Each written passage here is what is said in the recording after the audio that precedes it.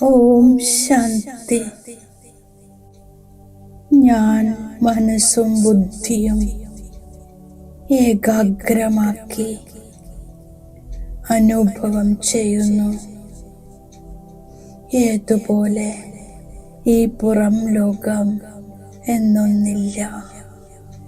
ഞാൻ പഴയ ലോകത്തെ പൂർണ്ണമായും മറക്കുന്നു. ഞാൻ ബിന്ദു ആത്മാ ഈ ദേഹത്തിൽ മസ്തക ആസനത്തിലിരിക്കുന്നു. ഒരു സൂക്ഷ്മ തേജോമയ ചൈതന്യ ആത്മാവാണ് ഞാൻ. ആത്മാ അവിനാശിയാണ്. ദേഹവും സംബന്ധവും വസ്തു, പദാർത്ഥം, ദേഹത്തിൻ്റെ ലോകം എല്ലാം വിനാശിയാണ്. ഈ പഴയതെല്ലാം ഒരു ദിവസം മണ്ണിൽ നശിക്കുന്നു. എൻ്റെ ശിവബാബ അവിനാശിയാണ്. എൻ്റെ വീടും അവിനാശിയാണ്. മനസ്സിൽ കേവലം പരമാത്മാവും പരമധാമവും മാത്രം. അതിശാന്തം, അതിമധുരമായ ശുദ്ധമായ നിരാകാരി ലോകം. പരമധാമത്തിൽ സുപ്രീം ബിന്ദു ശിവബാബ സ്ഥിതി ചെയ്യുന്നു. ഞാൻ മൂന്നാം നേത്രത്തിലൂടെ നിരാകാരി ലോകത്തിന്റെ ദൃശ്യം സ്പഷ്ടമായി കാണുന്നു. മനസ്സ് സഹജമായി പരംപിതാ ശിവബാബയുടെ അടുത്തേക്ക് പറന്നുയരുന്നു. അനന്തപ്രകാശം നിറഞ്ഞ എൻ്റെ വീട്, പരമധാമം എൻ്റെ മുന്നിൽ.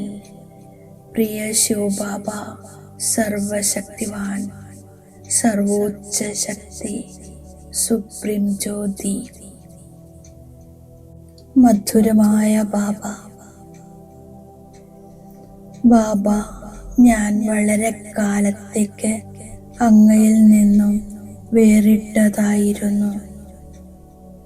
ഇപ്പോൾ 5000 വർഷത്തിന് ശേഷം അങ്ങ് വീണ്ടും കണ്ടുമുട്ടിയിരിക്കുന്നു. മുഴുവൻ കൽപ്പത്തിനു ശേഷം വീണ്ടും ഞാൻ എൻ്റെ വീട്ടിൽ വന്ന് അങ്ങയോട് മിലനം ചെയ്യും. സർവ സംബന്ധങ്ങളും ചേർക്കും. ഞാൻ ആത്മാ ശിവബാബയുടെ സന്മുഖത്തിൽ നിൽക്കുന്നു. ബാബയുടെ ഓരോ കിരണങ്ങളും എൻ്റെ സംസ്കാരങ്ങളെ ശുദ്ധമാക്കുന്നു. മായയോട് തോൽക്കേണ്ടി വരില്ല. ഞാൻ ആത്മാ എൻ്റെ പരിധിയില്ലാത്ത വീട്ടിൽ പരിധിയില്ലാത്ത ബാബയുടെ കൂടെയാണ്. കേവലം ഒരു ബാബ, മറ്റാരുമില്ല. എന്റെയും ബാബയുടെയും ഇടയിൽ മുറിയാത്ത സംബന്ധമാണ്.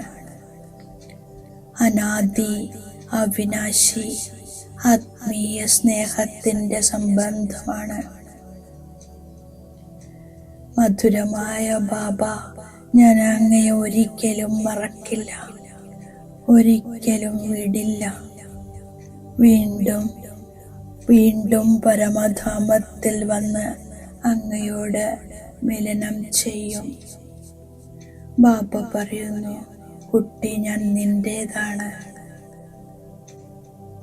ഈ വീടും നിന്റേതാണ്. ബാബ എന്റേതാണ്. പരമധാമ വീടും എന്റേതാണ്.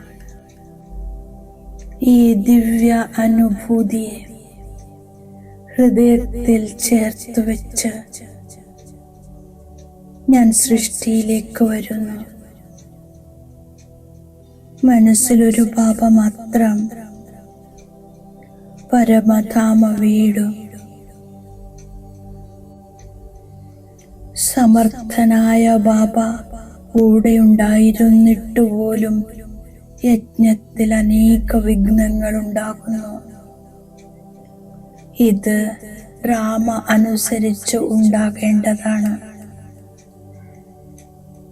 യജ്ഞത്തിൽ അസുരന്മാരുടെ വിഘ്നമുണ്ടെങ്കിൽ പാപത്തിന്റെ കുടം നിറയും. ഇത് ഡ്രാമയിൽ അടങ്ങിയതാണ്. വിഘ്നങ്ങളിൽ ഞാൻ പരിഭ്രമിക്കില്ല. ബാബ പറയുന്നു, ഈ പതിത ലോകത്തിൽ നിന്നും ബുദ്ധിയോഗം വേർപെടുത്തി എന്നെ മാത്രം ഓർമ്മിക്കൂ. പിന്നീട് പുതിയ ലോകവുമായി ബുദ്ധിയെ യോജിപ്പിക്കൂ. ബാബയും ഡ്രാമയുടെ ബന്ധനത്തിൽ ബന്ധിക്കപ്പെട്ടിരിക്കുന്നു. ഞാൻ ബാബയിലൂടെ വിശ്വത്തിന്റെ അധികാരിയായി മാറിക്കൊണ്ടിരിക്കുന്നു. ഓർമ്മയിലൂടെ ഓർമ്മ ലഭിക്കുന്നു. ഇപ്പോൾ എൻ്റെ കർത്തവ്യമാണ് മറ്റുള്ളവർക്ക് വഴി പറഞ്ഞു കൊടുക്കുക. ശിവബാബ മുള്ളുകളെ പുഷ്പമാക്കുന്നു. ബാബയിൽ നിന്നും സമ്പത്തെടുക്കാൻ ഞാൻ പുരുഷാർത്ഥം ചെയ്യുന്നു. മായയോട് തോൽക്കാതിരിക്കാൻ ശ്രദ്ധ വയ്ക്കുന്നു. കൽപ്പം മുമ്പത്തെ സ്മൃതിയിലൂടെ അവസ്ഥ വർദ്ധിപ്പിക്കണം. സന്തോഷത്തിലും ശാന്തിയിലും ഇരിക്കണം. നന്മ ചെയ്യുന്നതിനു വേണ്ടി ശ്രീമതത്തിലൂടെ നടക്കുന്നു. ചിത്രങ്ങളെ മുന്നിൽ വെച്ച് ബാബയെയും സമ്പത്തിനെയും ഓർമ്മിച്ച് മായയുടെ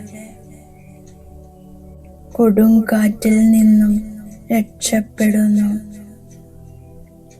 ഞാൻ ബാബ തന്നിരിക്കുന്ന വരദാനത്തിന്റെ സ്വരൂപമാക്കുന്നു. തന്റെ മനോശക്തിയിലൂടെ ബാബയുടെ സമ്പത്തിനെ തന്റെ സമ്പത്താക്കി മാറ്റുന്ന ദിവ്യ ബുദ്ധിവാനാക്കുന്നു.